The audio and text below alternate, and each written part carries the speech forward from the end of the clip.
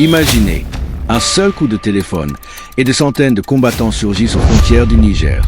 Des cellules secrètes, des valises de cash, et si la carte maîtresse n'était pas là où tout le monde regarde. Ce soir, nous analysons l'entretien explosif du général Abraman Tiani. Complot, pétrole, alliance cachée. Restez bien jusqu'à la dernière seconde. Certaines révélations pourraient vous glacer le dos. Le président Abraman Tiani ouvre l'entretien encadrant la question sécuritaire.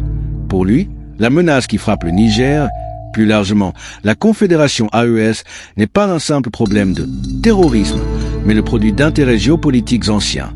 Il déroule alors une chronologie de la prise d'otage de la Mecque en 1979 à la chute de Kadhafi pour prouver que la déstabilisation suit toujours la même logique. Chaque foyer de crise se déplace lorsqu'une grande puissance y voit un bénéfice stratégique. Le Sahel serait la dernière étape d'une longue chaîne, déclenchée selon lui par la France et soutenue par certains alliés occidentaux. Dans ce récit, Paris apparaît comme le principal instigateur. Dès le 28 juillet 2023, affirme-t-il, Emmanuel Macron aurait réuni un conseil de défense visant à rétablir Bazoum, puis missionné 2 cellules clandestines, l'une dirigée par Jean-Marie Bale, l'autre par Christophe Guilloux, chargée d'empêcher la contagion malienne et burkinabé. Chaque cellule disposerait de fonds illimités, ferait appel à la DGSE, à l'OIF, voire à des relais médiatiques et humanitaires pour amplifier d'éventuels incidents et saboter les partenariats russo-turcs ou chinois. Le flot d'exemples vise à installer l'idée d'un complot transnational. Selon le chef d'État, la France aurait même orchestré un repeuplement terroriste. De transferts, en avril 2025, de combattants d'ISWAP depuis le lac Tchad vers le triangle Niger-Mali-Burkina, puis vers le nord du Bénin, afin d'encercler la Confédération. L'objectif caché ? Faire tomber Niamey et briser l'alliance sahélienne avant qu'elle ne devienne un modèle continental. Tiani oppose à cette stratégie une autre ligne de front, la force unifiée des États du Sahel. Il insiste sur son caractère opérationnel, 3 opérations conjointes depuis janvier 2025 et sur le principe de défense mutuelle scellé dès le 31 juillet 2023.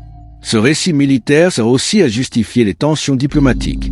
Pour le Niger, le Nigeria serait un voisin ingrat, refuge logistique et financier des supplétifs terroristes, tandis que le Bénin jouerait le rôle de couloir pour les troupes françaises expulsées.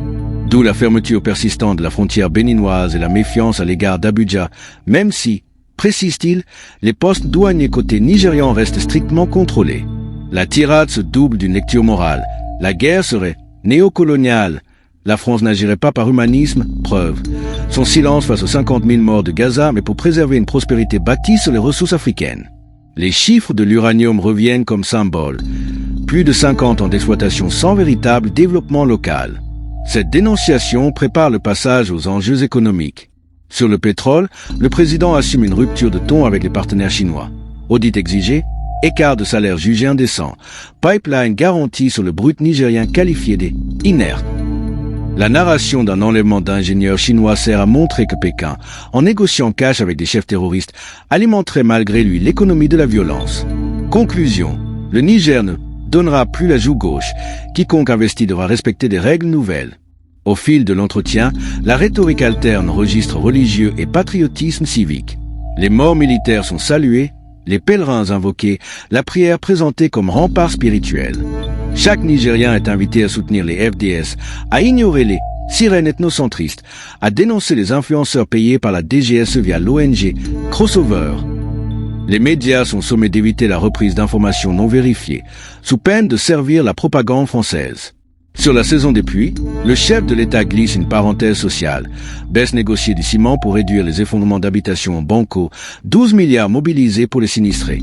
Il vante aussi les prix bas du mil et du riz après la bonne récolte 2024, en contraste avec une inflation passée sous silence par ses détracteurs. La conclusion revient au registre existentiel. La lutte est une question de vie ou de mort. Tiani souligne que le Niger est plus vieux que la République de 1958, qu'il a connu l'islam dès 666, qu'il n'est pas condamné à l'asservissement décrit par Napoléon ou Sarkozy. Il appelle donc la population à se ranger derrière l'État, à prier, à refuser les illusions d'un second ou troisième mandat que l'Occident promettrait à certains voisins en échange de leur complicité. Au-delà du contenu, l'entretien révèle une stratégie de communication.